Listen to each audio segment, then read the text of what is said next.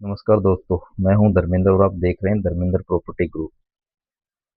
आज हम जानेंगे पट्टा और रजिस्ट्री में क्या अंतर है, क्योंकि बहुत लोग इन दोनों को एक ही समझ लेते हैं।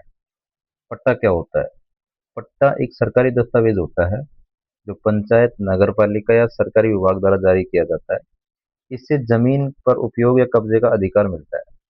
सरकारी योजना से मिलता है, आबादी भूमि में आम होता है, स्वामित्व का प्राथमिक प्रमाण हो सकता है। ये चीजें होती हैं पट्टे में।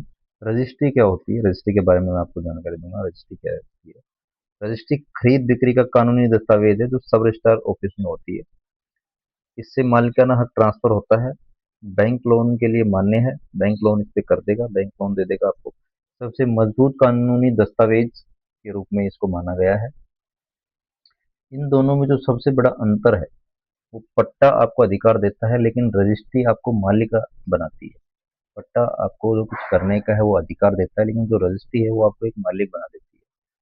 खरीदने से पहले क्या देखें? दोनों का खरीदने से पहले देखें पट्टा सही है या नहीं है, कि जिस अथॉरिटी ने पट्टा जारी किया है उस अथॉरिटी से पट्टा ये सही है या नहीं है, कहीं गैर कानून से नहीं है, कहीं कोई धोखाधड़ी तो नहीं की गई है।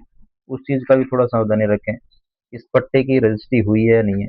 जब कोई संस्था, ग्राम पंचायत या कोई नगर पालिका या कोई भी संस्था अगर पट्टा जारी करती है तो उसको एक सब रजिस्ट्रार ऑफिस में रजिस्टर्ड करवाना होता है। ये भी जांचे कि ये रजिस्टर्ड है या नहीं है। उसके बाद ये जाते कि उसमें नाम ट्रांसफर भी हुआ है। रजिस्ट्री के बाद में पट्टे का एक प्रोसेस होता है, वो मैं आपको अगली वीडियो में बताऊंगा कि पट्टे का नाम प्रोसेस का पूर्ण तरीका क्या है, किस तरीके से आप करवा सकते हैं, वो भी मैं आपको बताऊंगा। तो ये आपको करवाना पड़ता है।